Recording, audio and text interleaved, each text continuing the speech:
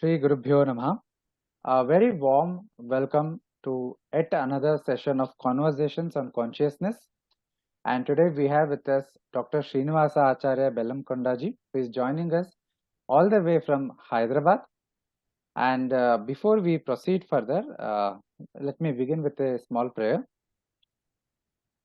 Vakratunda Mahakaya Koti Surya Samaprabha Nirvignam Kurume Deva Sarvakaryeshu Sarvada Sadashiva Samarambham Shankaracharya Madhyamam Asmadacharya Paryantam Vande Guru Paramparam Shri Gurubhyo Namaha Hari Om.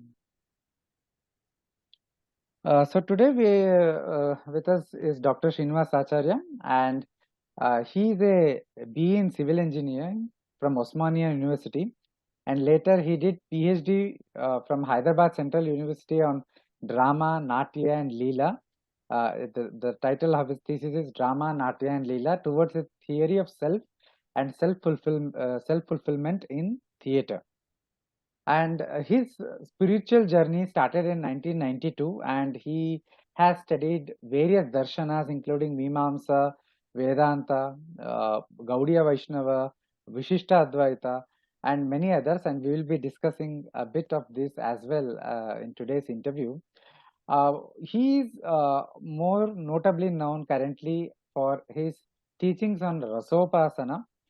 He runs a YouTube channel about Rasopasana, wherein he creates content in English, Hindi, as well as Telugu, and he also runs a charitable trust called GVALA, through which he serves cows and conducts classes on self-empowerment and Rasopasana.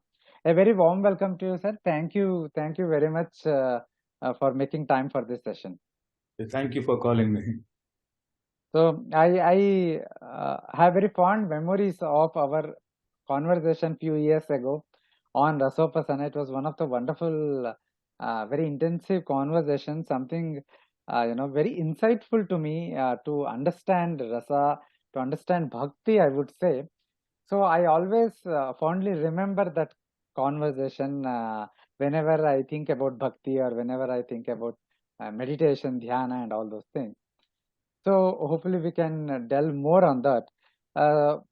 But before we go deeper into the questions about Rasa, please tell us about your life journey, especially your spiritual journey and your spiritual teachers. I believe you have studied Mimamsa, Vedanta, and other darshanas, but you have also been spiritually initiated into traditional sampradayas. So please do tell us about the spiritual journey and how your early interest in spirituality began, and the teachers under whom you have studied and you have practiced spirituality. Please go ahead, sir.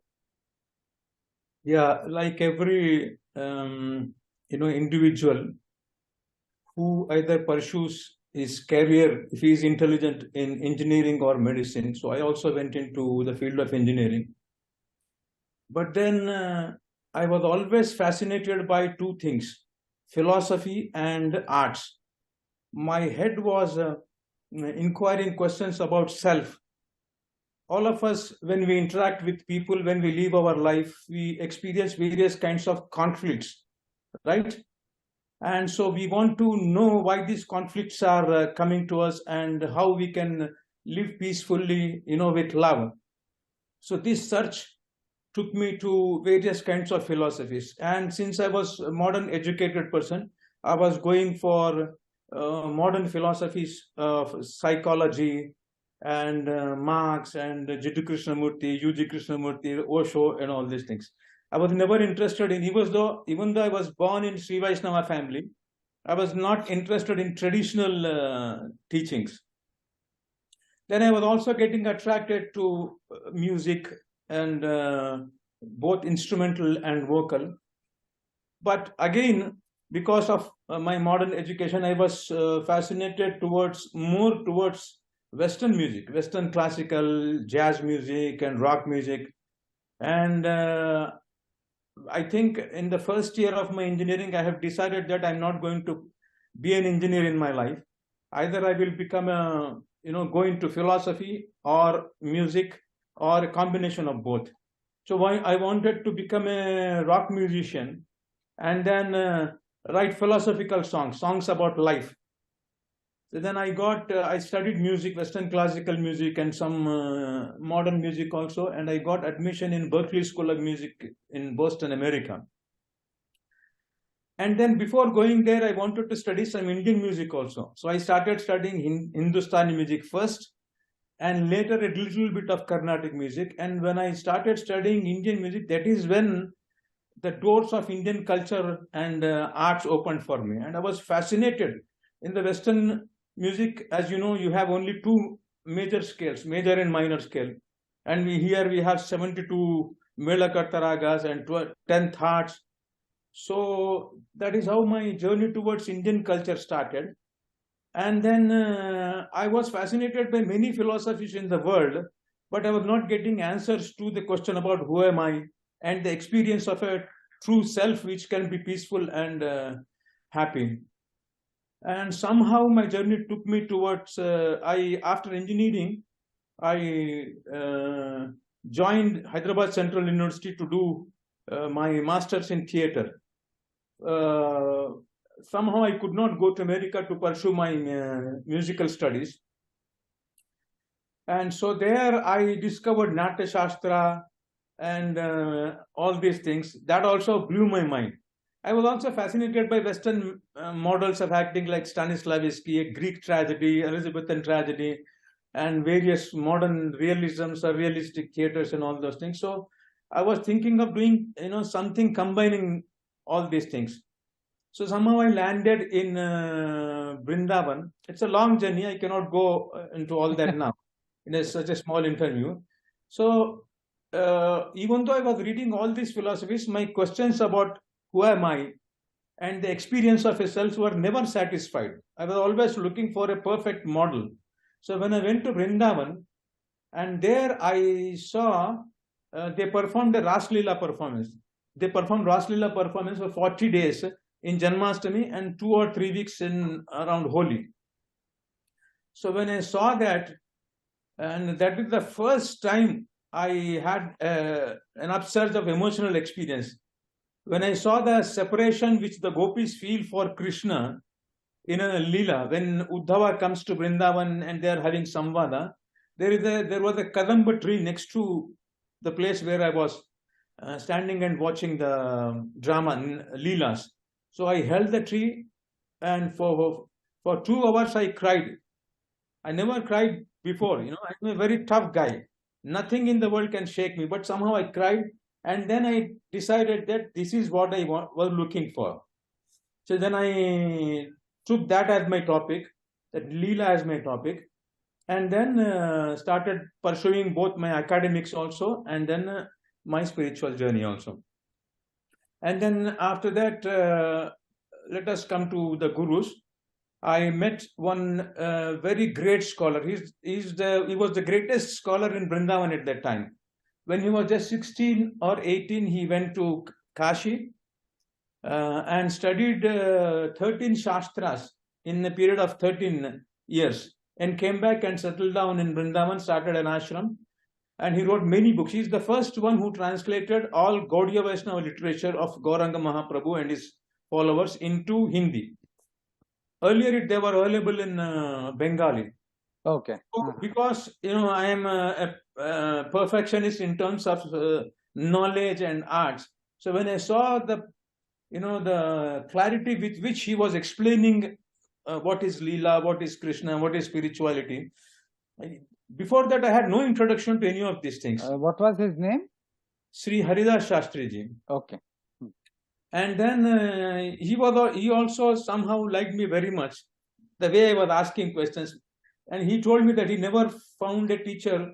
He and other teachers also tell me the same thing, that we never found a student like you, and who's so enthusiastic in learning Shastra in the modern world. So I started studying from him.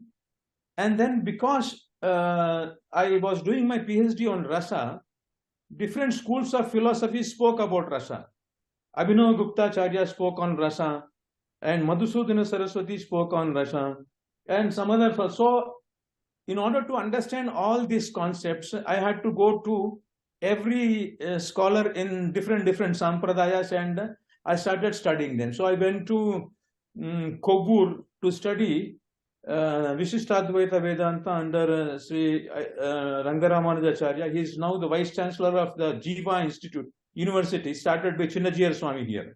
Okay. And he wrote more than 100 books, and he had many birud also, Shastra Ratnakara and all those things. Probably he's also a Mahamahopadhyaya. Then mainly I studied under Sri Dongre Shastriji, Vireshwara Krishna Dongre Shastriji. He was the greatest scholar of Mimamsa at that time in India. So I studied all the Prakarana Granthas of Mimamsa, then Advaita Vedanta, and little bit of Nyaya also.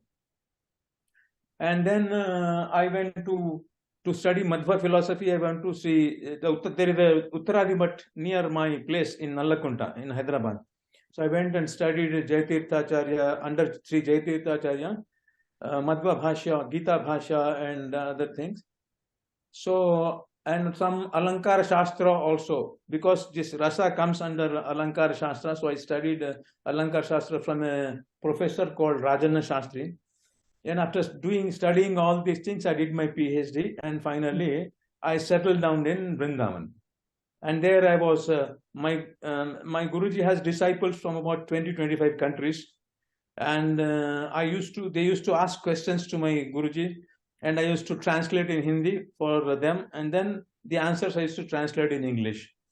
So that's how I learned from him. I could not study much of a Shastra because there was no time. I had to cover so many things. Just to study one Shastra, it takes one lifetime actually. So I had to, go through everything in a quick way. And then there I started doing Goseva also. And I think nowhere in Vrindavan or anywhere in the world they explain practically the concept of Anukulya. Bhakti, as defined by Srila Rupa Goswami, who wrote Bhakti Rasamrita Sindhu, and he says that Bhakti is Anukulyana Krishnanushilaram, seva done in a favorable manner. So when you are serving somebody, you should do in such a way that it pleases the one whom you are serving. So that concept he used to practically explain us through Goseva. So I had that experience, and after that, somehow again by some divine intervention, I came across Jagadguru Kripalu, and who also teaches Chaitanya Mahaprabhu's philosophy, and but his method is very unique. He wrote many kirtans and paths also, like the Rasik saints of Vrindavan of 6. Chaitanya Mahaprabhu was doing only Harinam Sankirtan. So he sent his disciples, Rup Goswami and Sanatan Goswami, to Vrindavan to write books and establish this Rasa theory. Establish Sri Krishna as Swayam Bhagavan, and Gopikas are the topmost devotees, and Prema as the ultimate purushartha, above dharma, artha, kama and moksha. And so they wrote. Around that time, many Rasikacharyas came. Swami Haridas, Harivansh Mahaprabhu, Haridas Devacharya, Surdas, and all those you heard. That Ashtajap Kavi. So they wrote thousands of kirtans and pads. So this Jagadguru Kripalu, and they were very elevated. Those padas are very elevated. It is for people who are already engrossed in bhakti. Mm-hmm. So Jagadguru Kripalu gave us very systematic philosophy of Chaitanya Mahaprabhu. And then he also wrote many kirtans, through which you can understand both philosophy also, and then you can experience Rasa also by practicing them. Right from the stage of beginning, from the beginning to the Rasikacharyas, to that. So he took words and some sentences and spirit from those Rasikacharyas, and he wrote his own literature. So that is when I developed this concept of Rasopasana, in which, apart from this Rasa theory, I also combined some modern psychology which I studied. And then I explained this Rasopasana in a very modern psychological manner. So that is how my journey in the study of spirituality ended with Jagadguru Kripalu. So since then, I am now taking his padas, his kirtans, and the padas of Rasikacharyas.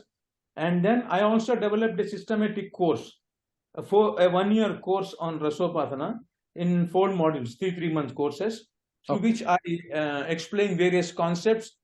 I don't teach philosophy, Shastra directly.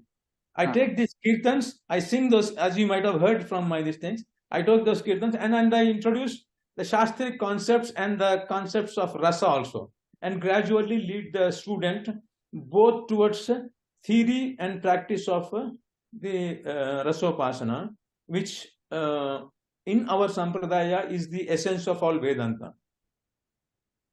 Wonderful. Excellent, Dr. Srinivasa. You have had a very fascinating journey, I think. The diverse exposure and in a substantial manner of exposure to various darshanas have helped you to present Rasopasana in a very robust, comprehensive manner, because Rasopasana is basically coming from an emotional quotient, but it cannot sustain itself without an intellectual quotient also. I think you are doing that. So I mean, I am very fascinated, as I say, intellectually fascinated by the topic, after previous conversation and subsequent conversations. So though I'm not too much into bhakti of a higher kind, but this intellectual understanding of this bhakti and rasopasana it's very fascinating to me. So moving on, I think our audience will deeply benefit if you could explain what is rasa and what is rasa upasana.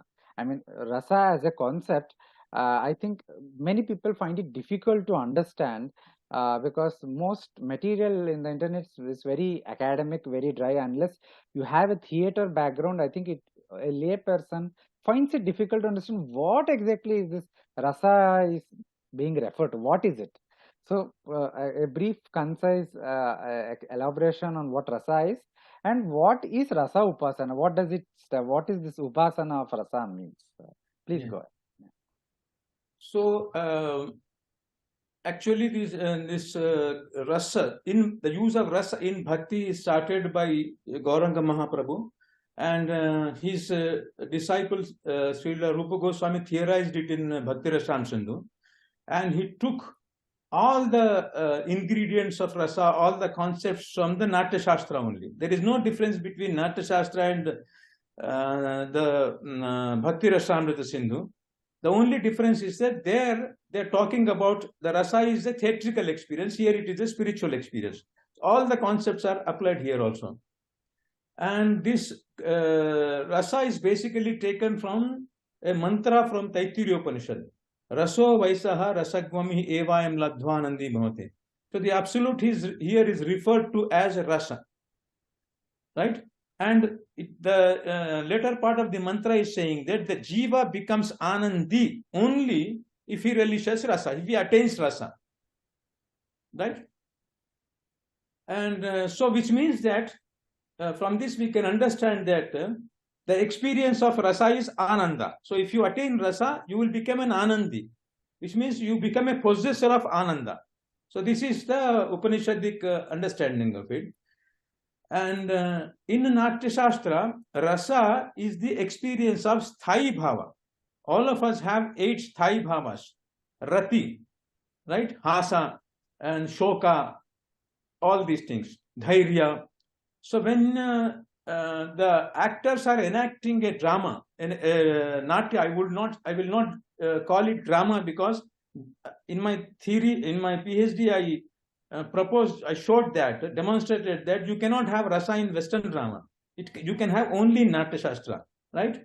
So in Natya, the Kalidasa, Bhasa, the place of all those things. So when they are enacting those 8 sthai bhavas through a process called sadharanikarana, which means because everybody in the audience also has those sthai bhavas, right, which they cultivated in the material experience. So when I watch the actors enacting those 8 sthai bhavas, my sthai bhavas which are dormant in me, they become charvanatmaka. means relishable.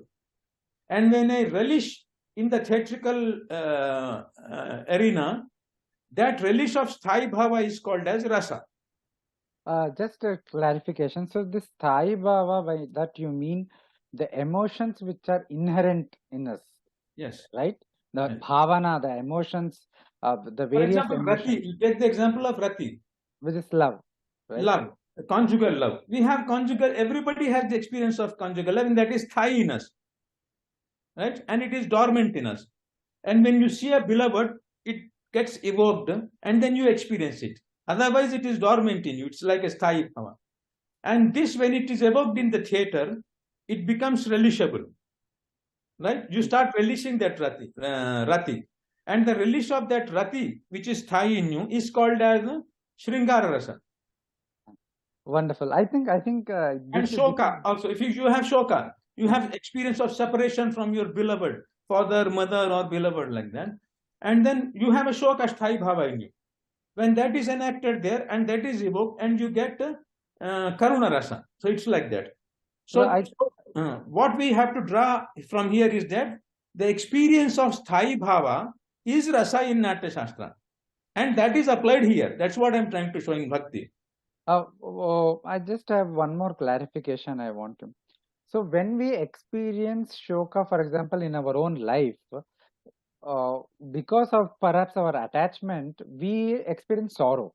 But when we watch sorrow in a theater, for example, in a Natya being enacted, the shoka being enacted, we do not feel sorrow perhaps, but instead we feel karuna, compassion, right? So, compassion, you come out blissful. Rasa experience is always happy. Blissful. So and in the real life, it is misery. Yeah. You don't want to experience shoka and again. Yes. You got separate from your beloved. You want to be united with her. You don't want to experience that again and again in the real life. But in drama, if the karuna shoka is presented very nicely, you will go and watch it again and again. So why is it? Yes, that was my question. It is because the experience of rasa is always blissful, happy, right? And that is why rasa is called as Brahmananda, Brahma Swada Sahodara or Brahmananda Sahodara, something like that. So this is because in real life, you have your ego as I am Srinivasa, and you have the identification of your beloved. She is my beloved. And then when you get separated, you feel that I am getting separated from I love her very much, and I want to be united to her, and I don't want to ever to be separated from her. But because of fate or some misunderstanding or something, we got separated, which hurts me. Because of my attachment for her, first of all, because of my attachment for my own ego, I am a Srinivasa, I am a lover, and I love her, and then she also loves me, but somehow we got separated. We want to be together, we got separated. All this goes in your mind, and it got misery.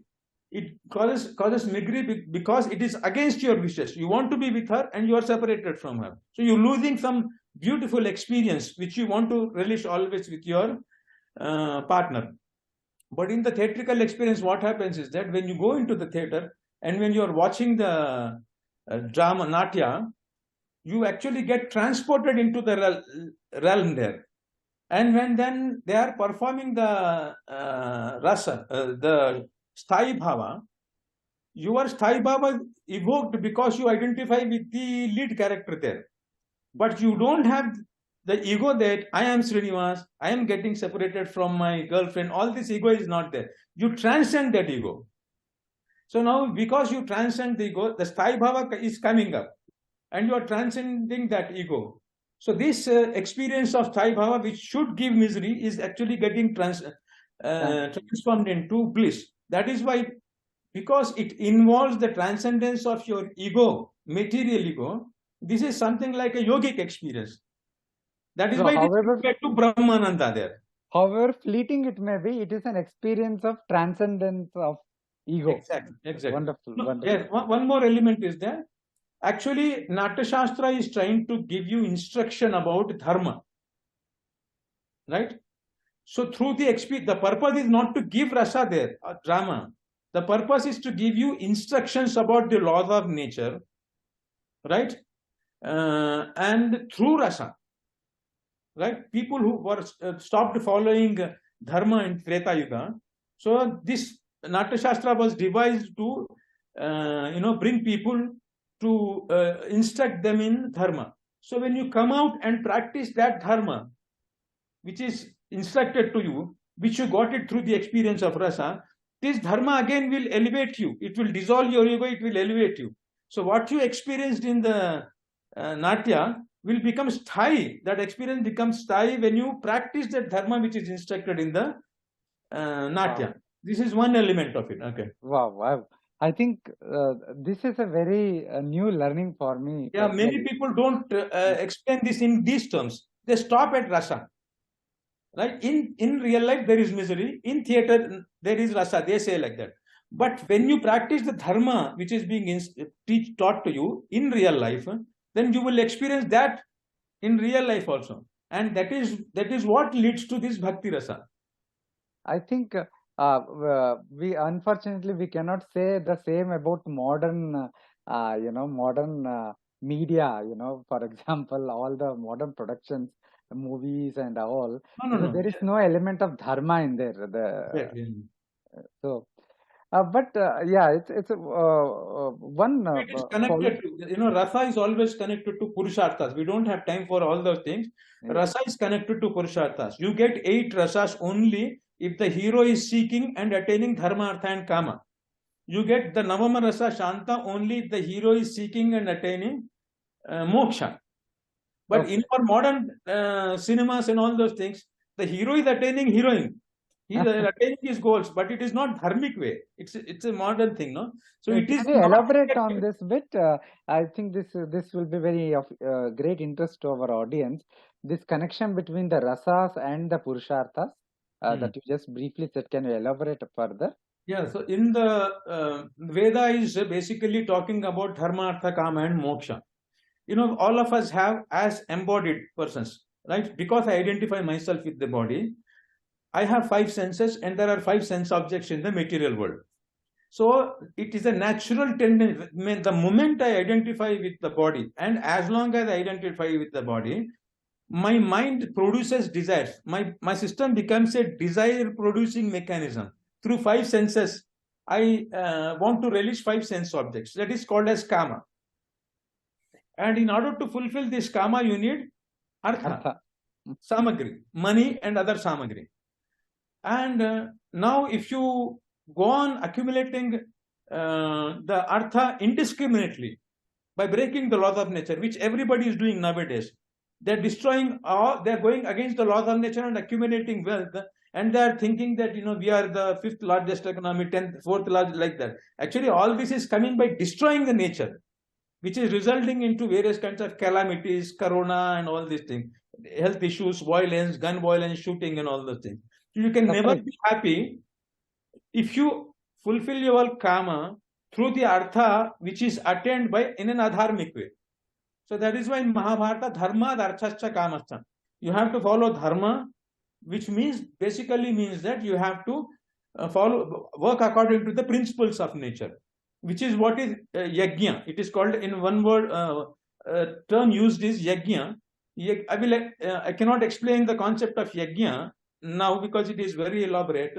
Basically, it means that yajna basically means that we have a tendency to go according to our raga.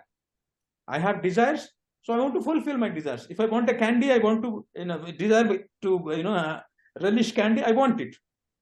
When I am relishing it, that I don't think that whether my Jatharagni will digest it or not. You understand? So there is always a conflict between dharma and your desire. Yajna basically is an activity wherein you sacrifice your desire in an activity and then follow the laws of nature. Whenever you are following the laws of nature, there is an element of the sacrifice your personal desire, because the desire, when the mind is desiring something, it is never desiring according to the laws of nature. So the sacrifice element is there. So the more you sacrifice, the more of desire you are sacrificing, the more you are coming to your own nature, which is to be in tune with the material nature in order to get artha for the fulfillment of your kama. So to teach these things, that you have to follow, accumulate artha and kama based on dharma. Through dharma. So they have these dramas, right? The Pauranic, taken from Pauranic tales, itihasas and all those things. And then they are connected to the 8 rasas. Shringara is connected to kama, right? Veera is connected to artha, like that. So this connection is given in Natya Shastra. So when the hero is seeking dharma, artha and kama, right? If there are enemies who are fighting against his this sovereignty, so he will fight them, adharmic people. If somebody is performing adharma, he will go and fight.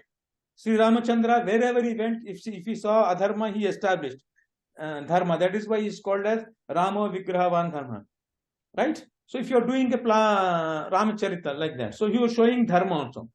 Then he is in Swayamvara, he's after Swayamvara, he is marrying Sita Maya. So that is kama. Shringar Rasa, right? So dharma, artha and kama are related to these 8 sthai bhavas. These 3 purusharthas connected. But when you are showing the hero, like in a drama called Natya called Prabodha Chandrodaya, and there's some other dramas, very few are there, who is seeking moksha and attaining it. If you watch that, then you will get Navamarasa, Shantarasa. Wonderful. I think what the most fascinating aspect is how interlinked, comprehensively interlinked are various aspects of the philosophy, the Natya, the Rasa. Everything is interrelated. That is very fascinating to me. So moving on, just one last follow-up question to that Natya part. While the audience do experience this rasa, do the actors who are enacting the Sthai Bhava also experience rasa while performing? There are various theories. Some say that only audience experience, right? Actually, all 3 experience. There is Rasam Yannishtam. This is the question which is asked. Is it in the literature? Is it in the actor? Or is it in the audience? So there are theorists who say that it is in the audience, right? But actually, some people conclude that it is in all 3, and I also believe that it is in all 3, right? First of all, the emotion has to be in the text. When you are talking about text, actually, for example, you are talking about Sri Ramachandra, right? Here I am giving the example of bhakti, right? I am coming to the example of bhakti. Sri Ramachandra, right? Hanumanji has a Dasya Bhakti for Sri Ramachandra. So even though it is in the form of word, when we are talking about Hanumanji and Sri Ramachandra, we are actually talking about 2 conscious entities. This emotion is in the conscious entity. So when we use the word Hanuman and Sri Ramachandra, we are actually indicating them. Hanumanji only, real Hanumanji only, right? And real Hanumanji is a conscious entity. As a conscious entity, he has emotion. So the word also has emotion. So the text has emotion. And then that, if the actor is enacting that, if he doesn't have he is also a conscious entity. But if he is following the dharma in his real life, then he will also have the experience of that Dasya Bhakti for Sri Ramachandra. If he is not having that in his emotional memory, in him as a Sthai Bhava, he will never be able to enact that. He may do all that artificial kind of acting, but you will see that actually he is not feeling that. Only if he feels, right? Then the audience can get transported into the realm of drama. So he also has to experience that Dasya Bhava for the Lord. And then the audience should also be devotees in order to experience it. They should also have that this thing in them. So then I'm giving the example of bhakti. This applies to the Natya also. It becomes easy for me to explain that rasa exists in all 3 if I take the example of bhakti. That's why I took the example of bhakti. We have been discussing about rasa. I want to take it next to rasa upasana. So what exactly is this upasana of rasa or upasana using rasa? How to understand it? Can you just I will come to elaborate that. on this? Now I took you to Natya Shastra because basically to understand that rasa is the experience of sthai bhava. Rest of the things we discussed, in detail, but that is where I was. So that was taken into bhakti also. When the Upanishadic mantra is saying that the jiva becomes blissful only if he attains rasa. Now, or religious rasa. Rasa basically is aswadana. Rasyate aswadyate iti rasa, rasayati aswadyate iti rasa. So it's a relish. So now what is a jiva relishing in order to experience ananda, or in order to become an anandi? And why the Bhagavan is explained in terms of rasa, which is an actually word used for the experience.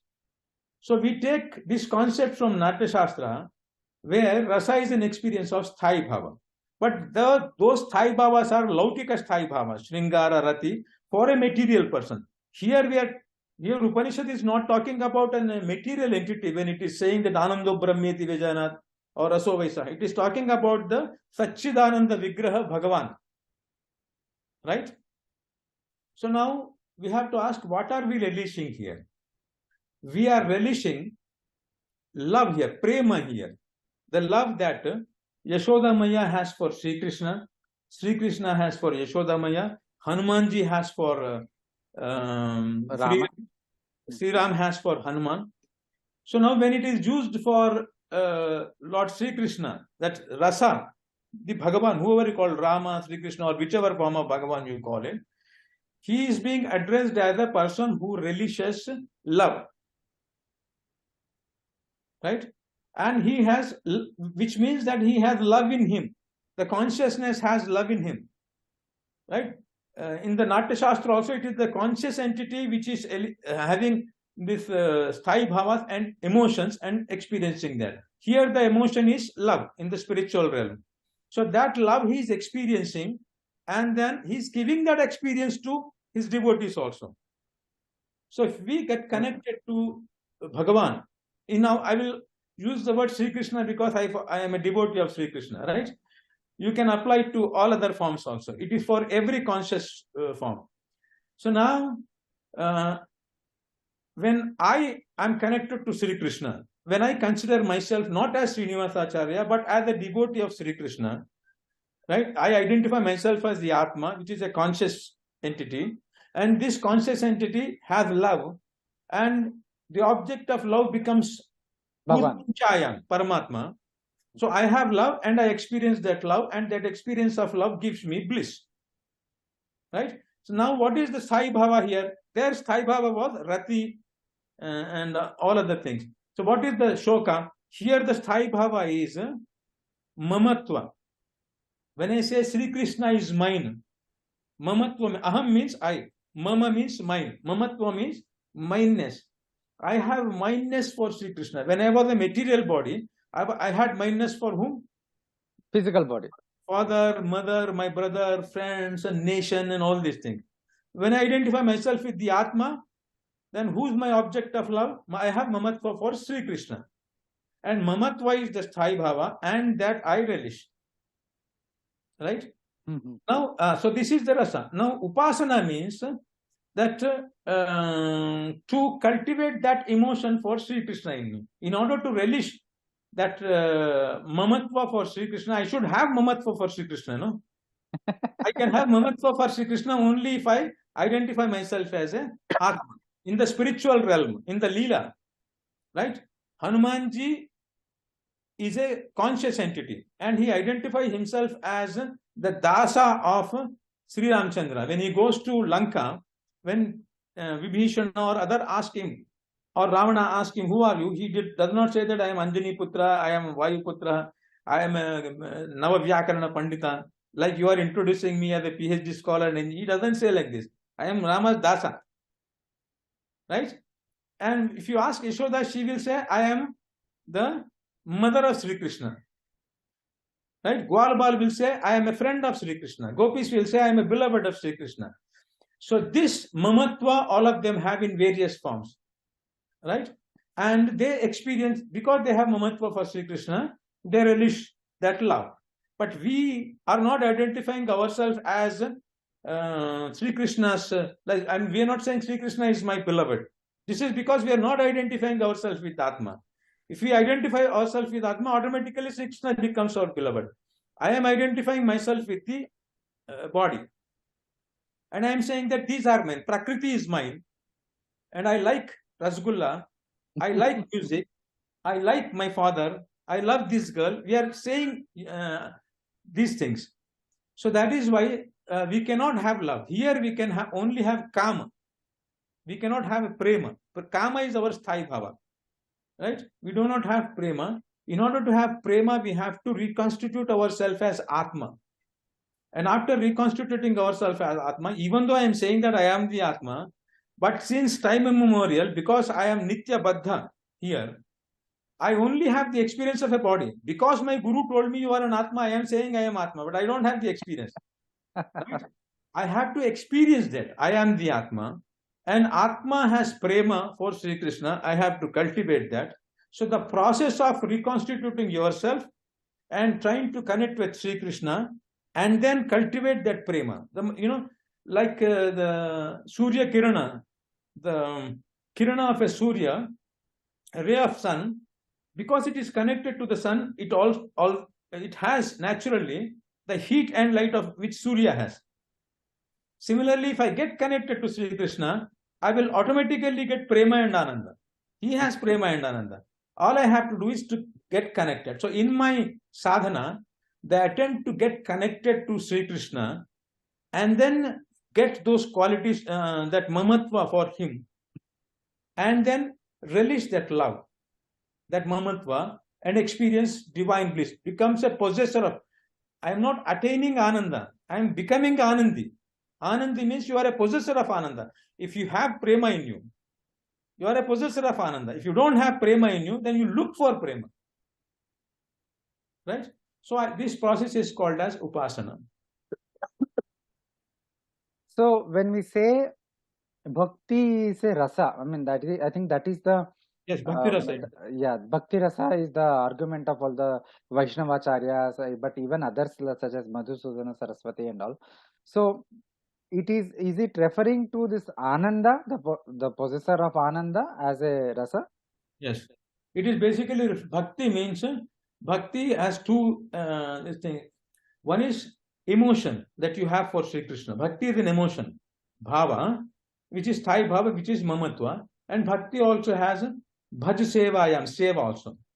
Now, what is the connection between this emotion, mamatva and seva? You can take the example of a mother.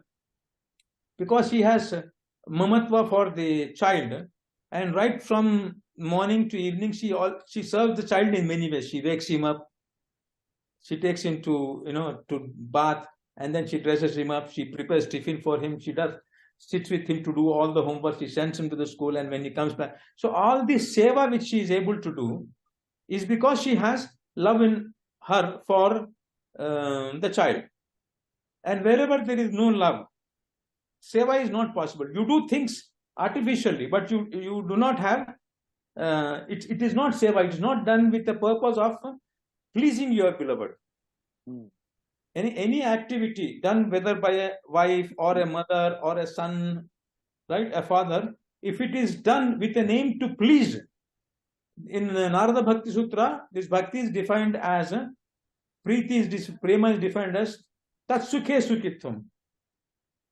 If you have love for your child, you don't have any personal desire or personal happiness. Your only desire is to please your child. And if he is happy, you are happy. As a wife, if your husband is happy, you are happy. Not like in the modern world. This is your taste, I have my own taste. This is your TV, my TV, your channel, my channel. It's not like that. In bhakti, like, your desire is my desire. And priti also, tasmai rochamana pravrutti. Means his taste is my taste. Whatever taste he has, He's relishing that and he's becoming happy. So if I want to make him happy, my taste also might become his taste, right? So that is the connection between bhakti as a bhava and bhakti as a seva. And by performing seva, when the beloved is happy, because your happiness is in his happiness, you are also happy. So bhakti takes these two forms. Inside you love Sri Krishna and you become happy. Externally you serve him, like Hanumanji did so many sevas for Ramachandra. He doesn't have any personal job for himself. Ramji's seva is his job. So he becomes happy by doing that seva also, right? So I have two follow-up questions. One is about Rasopasana. So when one person wants to do Rasopasana, basically I remember from our earlier conversation that one does this through Shravana and Manana of the Leelas of Bhagavan. So can you elaborate on this aspect of the Rasopasana? The first thing is that what we have to understand is that Sri Krishna, Atma, Paramatma and Leela, Prema are Siddha Vastus. I'm using some Nyaya here. Forgive me. Huh? Siddha Vastu. In the material world, through sadhana, you can only attain Sadhya Vastu, not Siddha Vastu. Through Mrit, which means mud, and using that dandam, water, and the air also is becoming an ingredient, you can make a pot. And you can make a pot and you can break the pot also. This is sadhana and this is a Siddha Vastu. Right?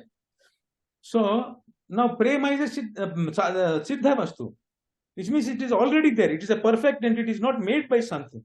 So, you cannot cultivate love. And it is aprakrita. Aprakrita means it's not part of this prakriti. Anything, all the material love, pot, or whatever you attain, you construct a building and all this, they are all material which can be done. Through sadhana, they can be attained. But prema, atma and all these things cannot be attained through sadhana. Right? So when it cannot be attained through sadhana, how do we attain them? It can be attained only when somebody who has prema gives it to you. So even though I am teaching Rasopasana, you have to do this sadhana. What you have to understand is that this prema has to be given by somebody who has that for Sri Krishna. So first thing that you do is that you take shelter of a guru, Rasik. That's why I use the word Rasik Acharya. You take the shelter. I deliberately use the word Rasik because a person who is relishing the love of Sri Krishna, who has love for Sri Krishna and who is relishing it, you go to him. And then from him you do the Shravana. Means you understand the science of Rasopasana, which we are discussing now. And then you will get various kinds of doubts because of your material experiences. So you ask him question and then which, raise many questions in you. You do pariprashna. Ask questions related only to what he is teaching, not what do you think about that, is India going to become #1 someday and how Rasopasana is going to help India become a superpower? Not questions which are not related to what he is teaching. You do pariprashna related to that only. The vastu that he is trying to teach you. And then after doing manana, when all your doubts are clarified, he has taught you two things. What is ras and how to attain ras. Right? Then you put that into practice. Now that practice consists of, in order to practice love with somebody, that person has to be in front of me. If I want to love a girl, she has to be with me. I love with her. I share my love with her, and we have experiences together. But Sri Krishna is not there, and I have never seen him. So how can I practice, cultivate love for him? So when he is in the spiritual realm. We believe, Bhakti Vedantis believe that there is a spiritual realm. The conscious, this is a material world, there is a conscious realm in which he is performing leelas in various forms with various parikaras. As Lord Ramchandra, he has different parikaras, different realm. As Sri Krishna, all this is in the conscious world, right? And that is a place of love. He has love for devotees, devotees have love for him. Now, for the sake of this material world, he takes an avatara. In Dwapar Yuga, at the end of Dwapar Yuga, he came and performed his leela. He performed his leelas often. He performed many other leelas also. But since here we are talking about Rasopasana, we'll stick to that only. He also performed paritranaya sadhuna vinashaya dushkritam dharma samstha. He did that also. But that aspect we are not discussing. We can discuss later. But here we will stick to this Ras only. So he is doing these Nitya Leelas also, Naimittika Leelas also. That paritranaya sadhuna are Naimittika Leelas. They are not there in the spiritual realm. In the spiritual realm, there are no enemies. There are no demons there. No Duryodhana, no Ravana. They are all here. So that is why there is only prema there. So that prema leelas are nitya leelas, which is performing in this material world. And then whoever is ready for getting prema from Sri Krishna, all of them be surrendered to him. And through the association of gopis, they got Sringara Rasa. Through the association of mothers, they got Vatsalya Rasa. Through the association of GVALA, they got Sakhya Rasa. Right? They got it. Now, what about others who are in the material world who did not attain prema from Sri Krishna when he did the avatara? For them, Vyasadeva wrote this Purana. And in that, he explained Sri Krishna's name. Nama, Rupa, Guna, Leela, Dham and Parikar. His Parikaras. And all of them are filled with love. Sri Krishna's name is filled with love. In my YouTube video, you have seen how I explained what Shama means, what Shan means, what Vrindavan means. So we cannot, I cannot explain all that thing now because it will take half an hour for me. But just in Nama also, that you have to just understand that Nama also has prema because Sri Krishna is non-different from his Nama. Sri Krishna's Rupa is also prema. Why he is playing flute? Why he is wearing that morpuch? Why is blue in color? Why is in Tribhangi style? Right? All these also are because of prema. He is a personification of prema. He only uses prema with every pore of his body. So his form is also prema. Right? His qualities are prema. His Vatsalya. Right? How he liberated everybody. He liberated Putana also, who came to give Visha to him. He liberated all the demons also. Right? He gave all the gopis who came to him with a Vebhichari bhav. They saw him as a very handsome and very beautiful guy. Not some of them, but even them they liberated. Right? So because of his Akar and Karuna, his Bhakta Vatsalya, his Patita Pavan, all these qualities also have prema. His Leelas are only prema. Right? His Dham, where all this prema may Leela take place, Vrindavan is also prema. And his Parikar also prema. Because they have prema, they are in the spiritual world. If they had Kama, they would be here with us. Loving material entities, right? So this Nam, Rupa, Guna, Leela, Dham, Parikar are described in Bhagavata. The same thing in an easy way are described in Kirtans and Pad by the Rasikacharyas and Vrindavan. So what we do, all these Nam, Rupa, Guna, Leela, Dham, Parikar, in which there is Sri Prema, in which there is Sri Krishna. The name Sri Krishna is non-different from Sri Krishna himself. So because it is non-different, along with Sri Krishna, the Prema is also there. Right? So when we sing those, then we follow here one principle called of Patanjali Yoga Shastra, which is called Tad Japas Tadartha Bhavanam. Patanjali Yoga Sutra, you might have heard it.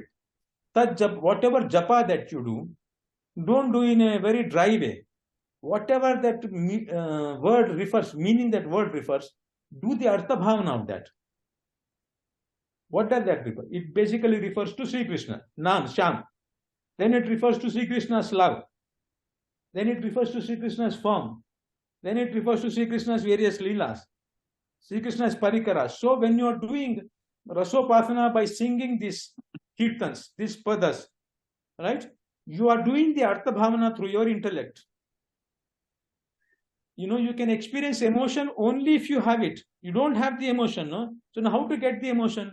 So through your buddhi, you extract the meanings of Nam, Rupa, Guna, Leela, Dham, Parikar. All of them are love. Like I gave you the example in my video, that in sugarcane, there is juice. So you put that sugarcane in a machine and then rotate this wheel. When the juice comes out, pour it in the glass and drink it. Right? Similarly, when you are doing this Rasopasana, you take the Kirtans of Sri Krishna, Nam, Rupa, Guna, Leela, and then you extract the meanings. If you are a devotee, the moment you take the name of Rama, you are in emotion. You go like this, in emotion. But if you don't have it, what you should do? Through your intellect, which works like a machine, you should extract the meanings of love. You contemplate upon it, basically. Yeah, contemplate upon them. And then they go into a heart, like the juice goes into the glass, they go into the heart, which is like a glass. And then that meaning gets converted into emotion. Over a period of time, I think. Yes. This concept is also said by a world famous. I'm also trying to learn screenwriting and all those things because I want to make movies in future with all this concept. There's a world famous screenwriting guru called Robert Mackey. He said, surprisingly, he said, cinema is emotion, but it is the meaning which produces emotion. Can you believe it? The screenwriting guru. When you see, I gave the example in one of my videos, when you watch this thing, when the love between Amitabh Bachchan and his mother is being portrayed, or the word mother comes, mere paas maa hai. Right? When Shashi Kapoor, they have a conversation, Amitabh Bachchan is saying, why are you doing all these bad things? Shashi Kapoor asks. So what have you as a police officer? You see, I have a gaadi hai, bangla hai, ye hai, wo hai. Right? So he said, mere paas maa hai. The moment he says, everybody is stunned like this. Now why they are stunned? Why this emotion is coming up? Nirupara is not your mother, no? It is happening because you have so many meanings about your mother. How she has sacrificed you for you and all, right? Na? So that meaning gets converted into, so what I'm trying to say is that meaning and emotion are two sides of the same coin. If you have emotion, then you will be able to do Artha Bhavana. Without emotion, you will not be able to do Artha Bhavana. If you ask a person in the West, let us say, who has very little experience, when he was just kid, his mother went to some, divorced and married to somebody else. So he will not have all these meanings which we have in India for mother. He will not have, because he will not have all these meanings, he does not have any emotion also. So it is the emotion which makes you to do the Artha Bhavana. It is the Artha Bhavana which makes you gets converted to emotion. The process goes like that. So you start with Artha Bhavana, it gets converted, and this emotion propels your rest of the sadhana. Wonderful. Excellent, Dr. Srinivas. I think there is one final question I have on this. We are coming to close to the conclusion of the session. So before we wrap up the discussion on Rasopasana, I want to ask, from our discussion, it appears to me, for relishing, because Rasa is relishing, there needs to be some form of duality present between Atma and Paramatma or something like that. But we have even Advaita Acharya such as Madhusudana Saraswati speaking about Rasa and Bhakti as a Rasa and all.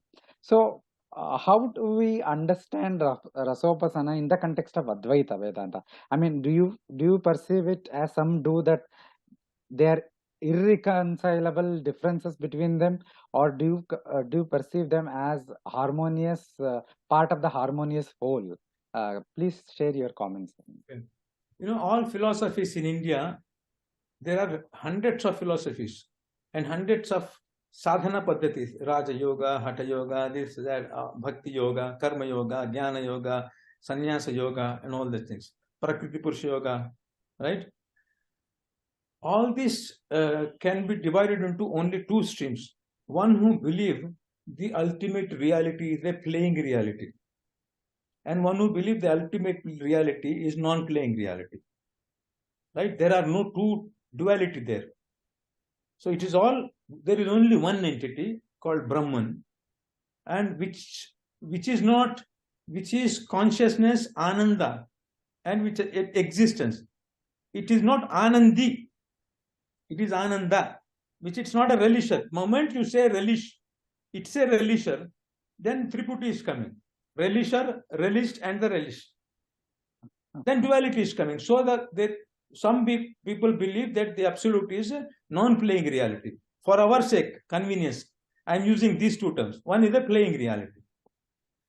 Now, for those who believe that there is a playing reality, then automatically there should be a player, there should be a play. So the absolute reality is like a sun who has unlimited rays. So he's Sri Krishna or any other form who has unlimited parikaras, like the rays of the sun. And he has love for them What is Then parikaras? Parikara means associates. Okay. Those who associate with Sri Krishna in Leela are called as parikaras. So in Sri Ram's Leela, Hanumanji is parikara of him. In Sri Krishna Leela, Yashoda is parikara of him. Yes. So now Sri Krishna has parikaras. They are all his race, and Sri Krishna is actually one. Ekameva advitiyam brahma, sarvam khalvidam brahma. Only there is Sri Krishna, but they are all his race. So he is with his race, but he has the identity in Leela. In Tattva, it is all one. But in Leela Kshetra, Sri Krishna has the identity that I am the son of Yashoda. This happens because of his Swarupa Shakti. We cannot go detail into that. We'll conclude with your point. We'll come quickly to your point. So all these parikaras are also actually Brahman, but they are feeling that I am the mother of Sri Krishna in Leela Kshetra. Right?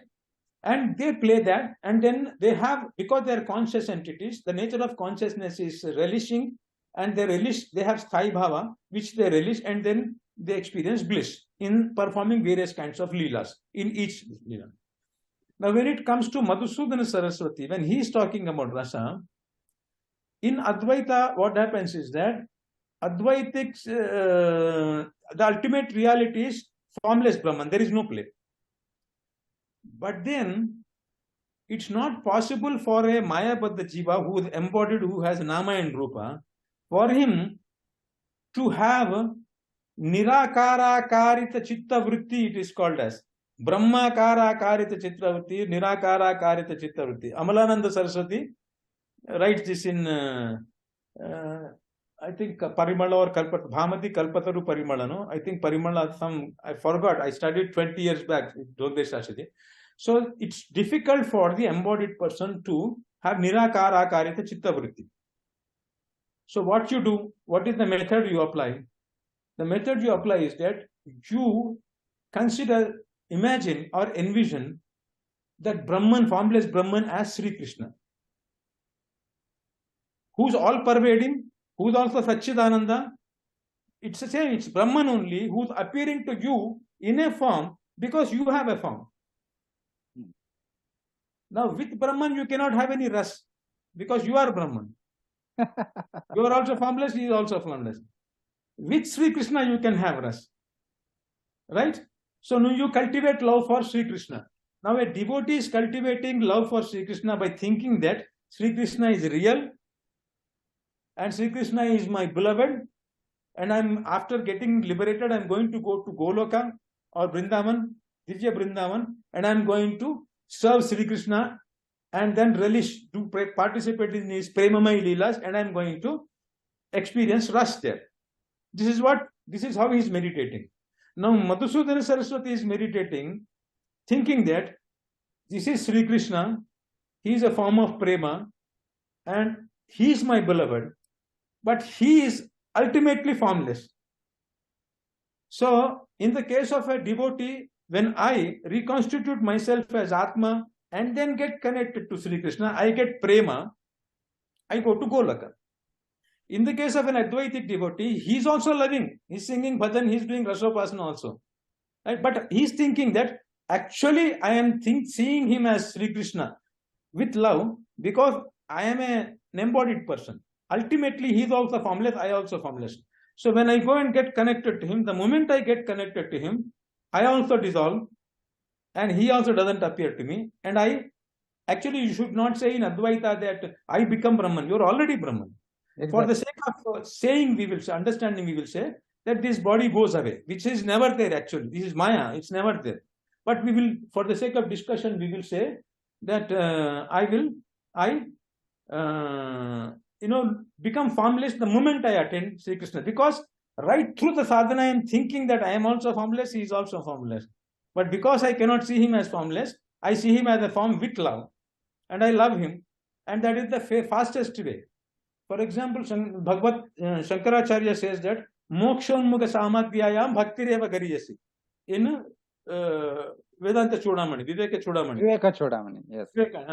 He says, among all the samadhis, karma, jnana, and all these things, Mokshonmukha Samadhyayam Bhaktireva Gariyasi. Means it is fastest because it is connected to emotion. You can, as a conscious entity, you can have the easiest emotional connect To fall in love with somebody is the easiest thing that can happen to you. Right? To gain knowledge is very difficult. To construct a building is very difficult. But falling in love is instantaneous. So that is why bhakti is the most, easiest, gariyasi, greatest path it is. But then he's saying in the second line, what is that bhakti? Swarupanusandanam Bhakti Vidyabhiti. He's not saying that Bhaju Seva Anukulyana Krishna Anushīlanam Sarvapadi Vinirmuktam Tatparatvena Nirmalam Rishikena Rishikesa Sevanam Bhakti Ruchate. Anyabhilashita Shunyam Jnana Karma Jnanavratam Anukulyana Krishna Anushīlanam. He's not saying Swaswarupanusandana. So when I am loving Krishna, I am actually thinking that he and I are actually one, and that is Brahman. With that, so all through actually he is cultivating that love. But then it dissolves at the moment of a union. Here it stays there in this case. So that is all. Wonderful, wonderful perspectives, Dr. Srinivas. As we conclude, just one final quick question. Any practical advice for those who want to take up Rasopasana in a very serious way, and how can they contact you, those interested? Yeah, as I told you that you have to, you cannot practice this on your own. You have only somebody who has that, he can give it to you, like music or any other thing. A musician who has mastered all the ragas, he can give it to you. So you have to go to a teacher and study. So I am conducting classes, both online and offline classes. And as I told you that I have divided these courses into first step, second step, third step, fourth step, like that. 3 months courses. And in 1 year, they will be trained in both theory and practice. Right from the beginning, I teach theory through practice only. I ask them to sing bhajan, and then with bhajan only both of us will do Artha Bhavana. I do Artha Bhavana, and then I ask them to do Artha Bhavana. And then that they will, right from the beginning, they start relishing that ras. It's actually Rasabhas. It's not actual ras. Unless you attain prema, it's not ras. But it's like ras. So it's called, in Bhakti Rasa Sindhu, that term used is called as Rasabhas. So, but you will experience bliss, peace and bliss right from the beginning. So they can contact me. They can, first of all, watch my YouTube channels to understand what this Rasopasana is. Then they can, I have given my numbers there. I have given my email ID also, so they can contact me. And if they want to practice, they can, we can have, sessions. Thank you. Thank you very much, Dr. Srinivas. This was a very fascinating, very insightful and mesmerizing discussion. I mean, we could have discussed for another 2 hours, 3 hours on this, on each of the concepts Yes, that you mentioned. And hopefully we will be able to hear more about it in the talks we will be shortly doing. So with this, we conclude this session, and on the behalf of Indica Moksha and all our viewers, we are very thankful to you for making time for this session. Thank you. Viewers, with this, we conclude the session. Follow us on Facebook and Twitter, as well as YouTube, and where we'll make the announcements about our upcoming programs. And we will be shortly organizing Dr. Srinivasa Acharya's lectures on Rasopasana as well. So do check out our social media profiles. With this, we conclude. Shri Gurubhyo Namaha.